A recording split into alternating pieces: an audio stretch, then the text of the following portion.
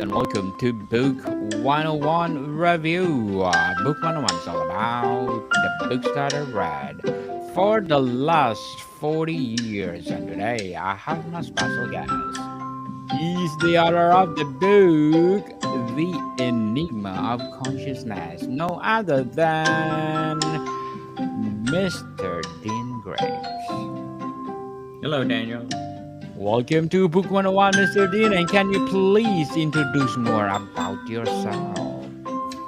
Sure. My name again is Dean Graves. I'm an author. Obviously, I have the book that you have to consider. I have three other books that I've written as well, all on the subject of consciousness. I have two podcasts, Simple Enlightenment and Chatting with the Arcturians. I'm a mental health counselor, keynote speaker, and I've been a meditation and mindfulness instructor for about 25 years. Mr. Dean Graves, thank you so much for sharing your talents to the world. So, what is the Enigma consciousness and how does it differ from traditional spiritual awareness? Well, it's a didactic book. It is full of information on um, the origination of creation, why creation began, the purpose of creation, the structure of creation. Creation has a very definitive structure. It explains the nature of humanity's experience within creation, including our archetypical mind, which is essentially a blueprint that um, uh, guides our thought processes. It also explains how this archetypical mind is manifest in the nature of our experiences. And it is essentially the book is information, it's messaging, of course, but it's also um, information on how we can propel ourselves farther down the enlightenment path. Interesting indeed, Mr. Dean. So, how does human perception shape our understanding of creation and existence? Well, human understanding, understand that creation has a structure. It is created according to a layers of ranges of consciousness. And we all participate, humanity all participates in one range. That range is third from the bottom. There are 8 ranges. And so we are very elementary in our evolutionary process. We um, are experiencing some dramatic changes, some significant changes in the nature of our experience, which will accelerate, those changes will accelerate over the next few years. But we are being motivated to assume responsibility for our personal awareness and evolution, and, and prompted to be more attentive and successful in pursuing the enlightenment path.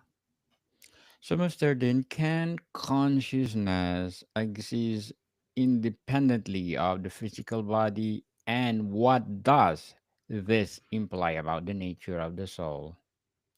Well, we are a soul.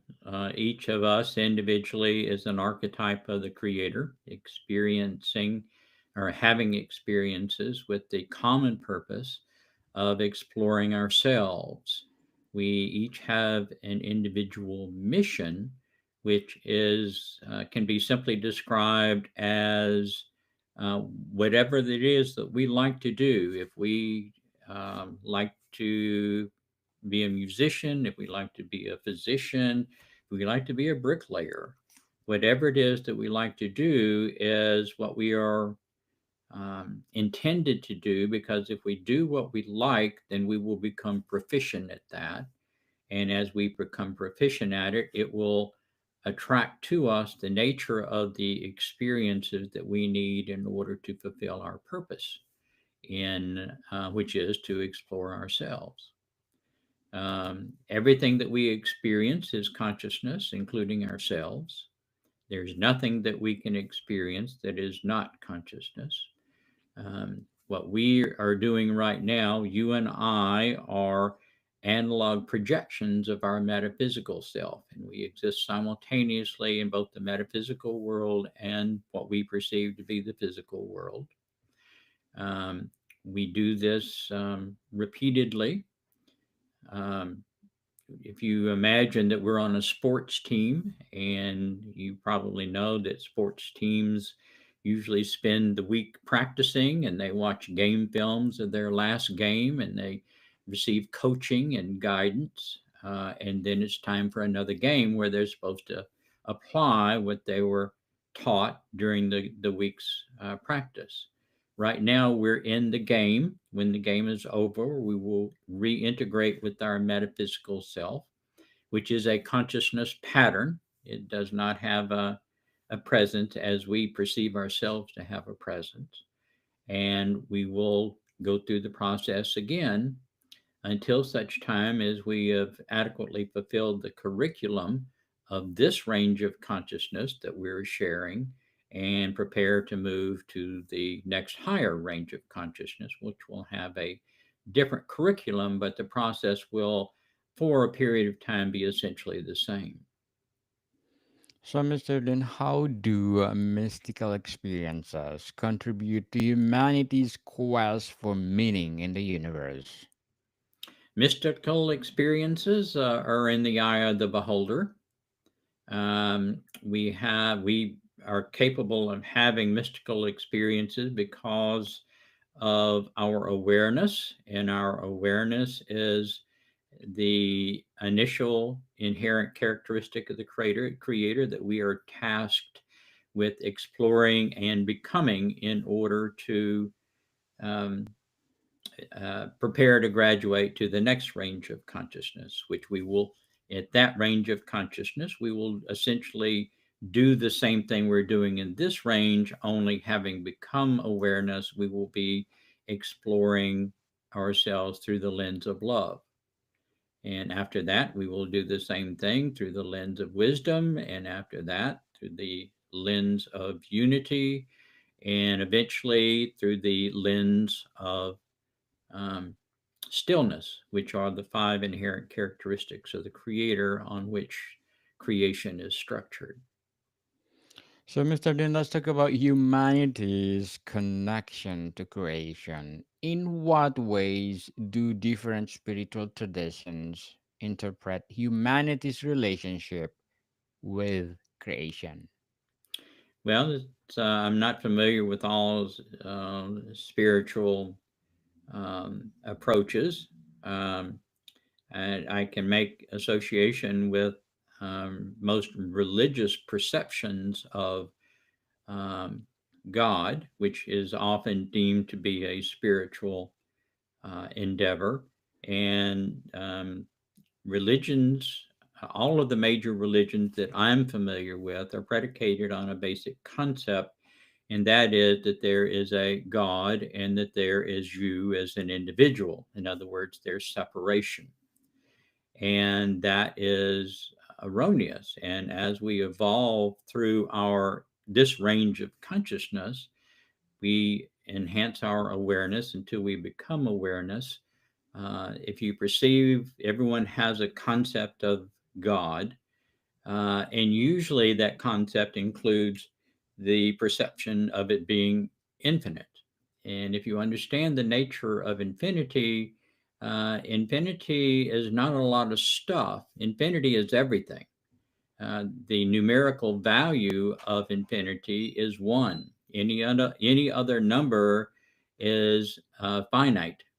So one is the only number that is representative of infinity, which is called the law of one. and which means that everything is one. It's the one immutable law of all of creation.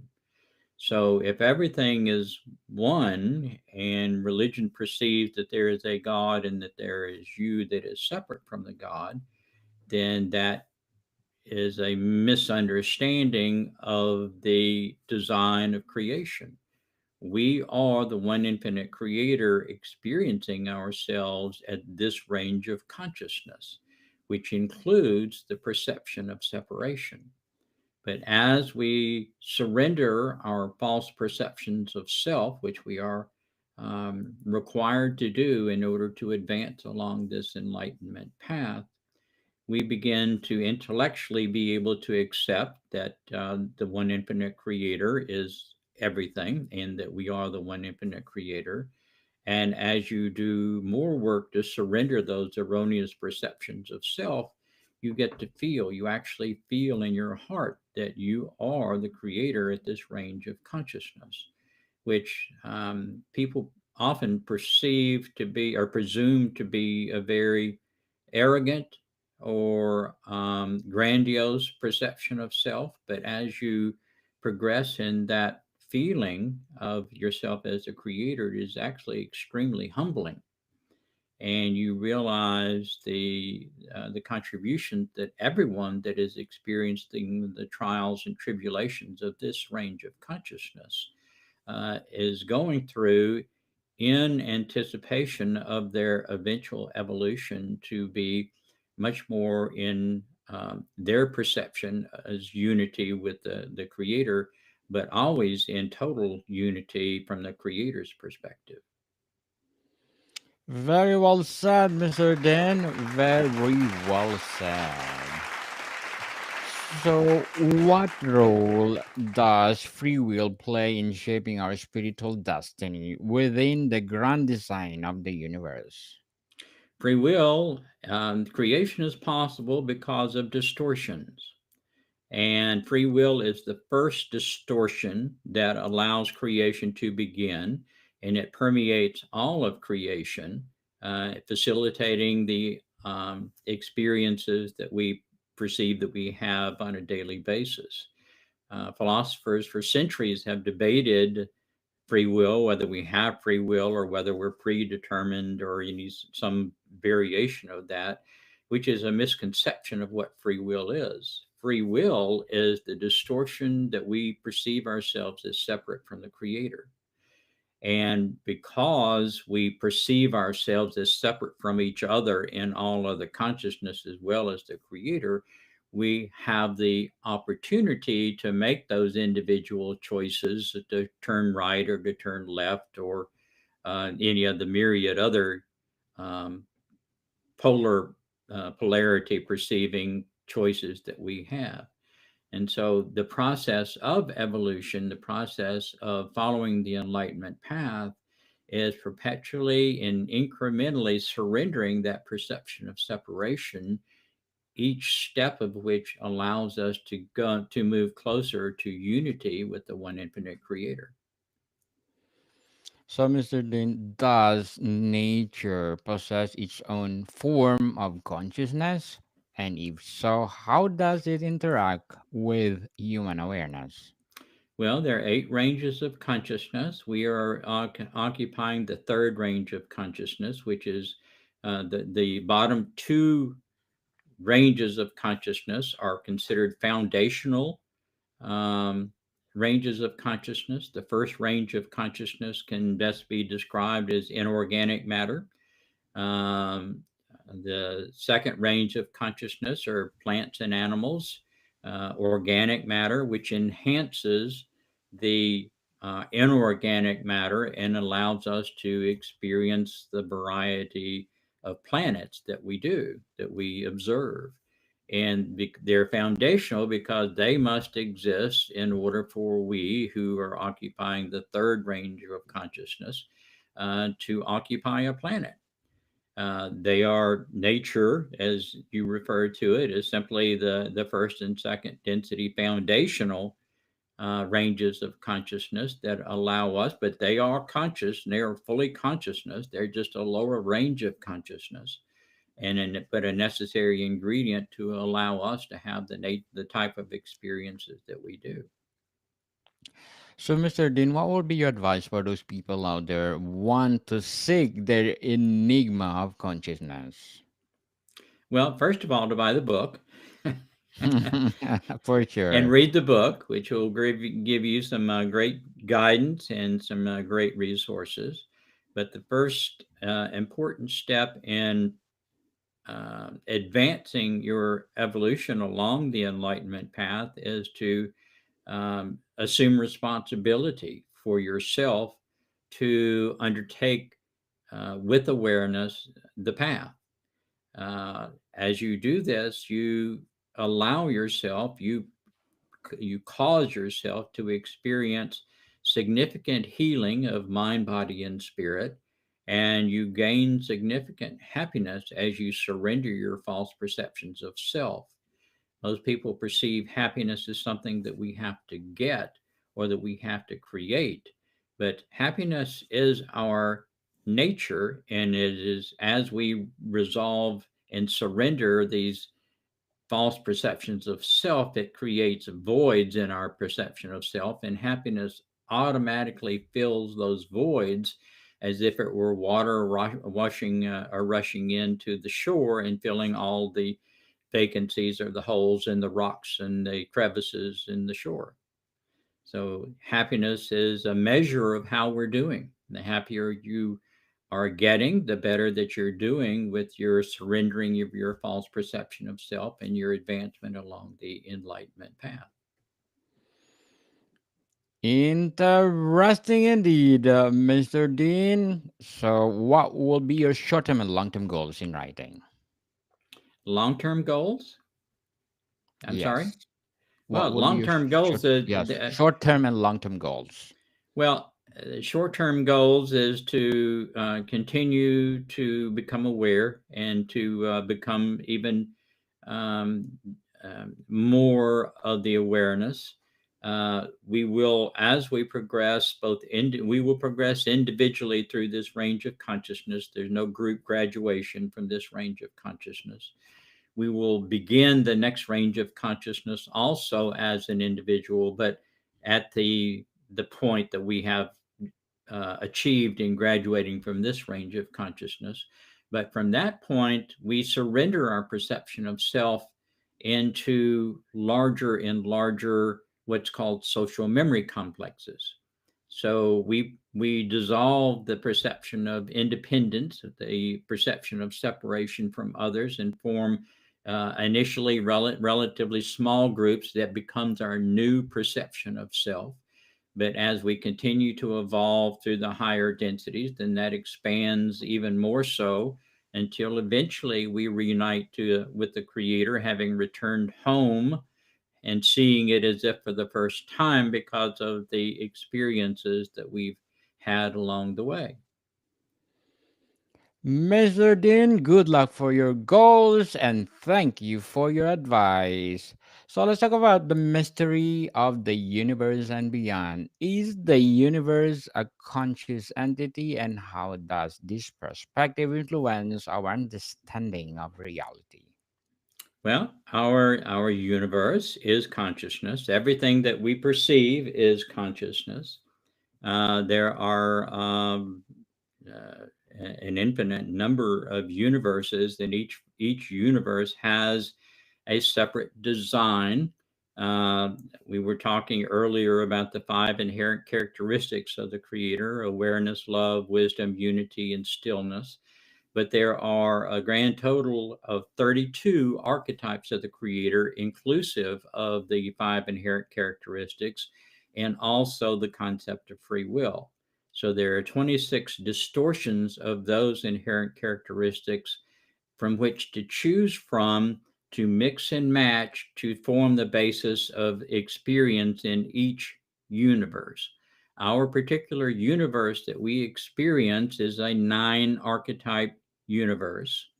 And all of the expansion of our universe has occurred in groups of nine stars. Every star is occupied by an archetype of the Creator. And so we have our universe continues to expand in groups of nine.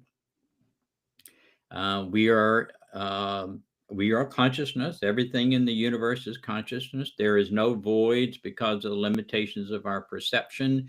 We perceive there to be motion, which is one of the distortions that evolves as the antithesis of stillness.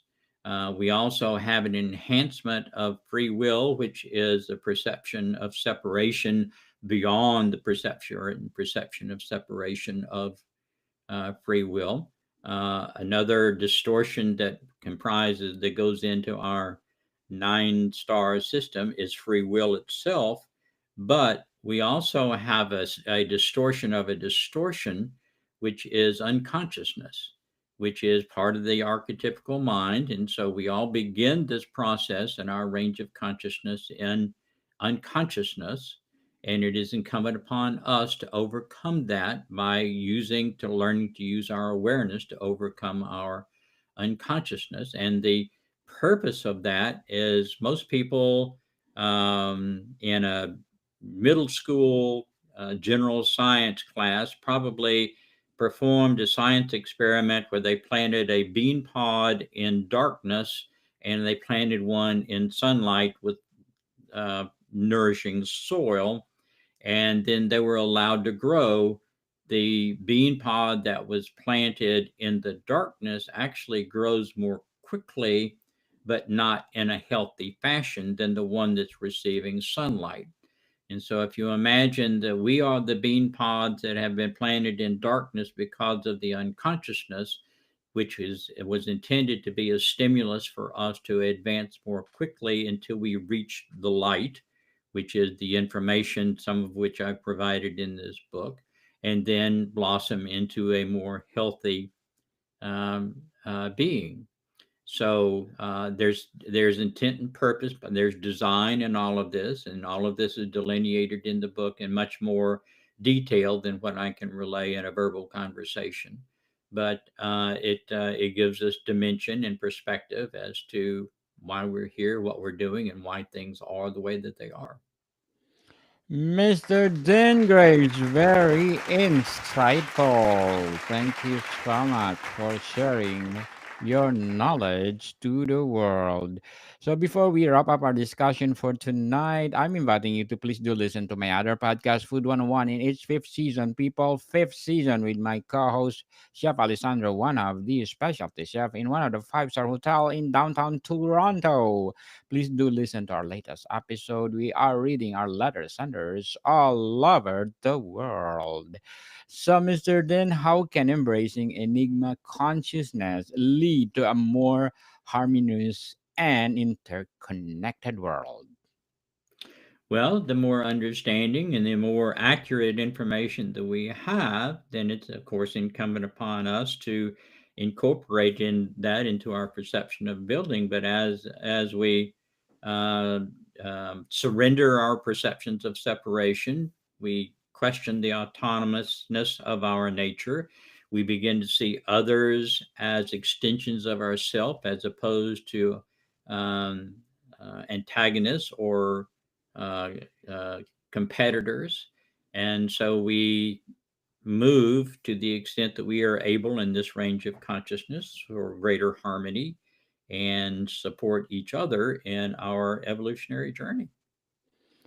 Mr. Dean Graves, thank you for sharing the enigma of consciousness. So, can you please invite our listeners to support all your books as well as your podcasts? Yes, absolutely. Please do. I have a website. Very simply, it's Dean Graves, all one word, .org. And I have all of the contact information for me there, as well as links to the books and to the podcasts and other services that I can help people with their personal healing. Yes, people, let's support Mr. Dean Graves because if you support him, more and more empowering books to come, more and more episodes to come. So, Mr. Dean, thank you for your time. Thank you, Daniel. It's been a pleasure. Very nice to have met you and spent the time with you. Morticon people, see you soon.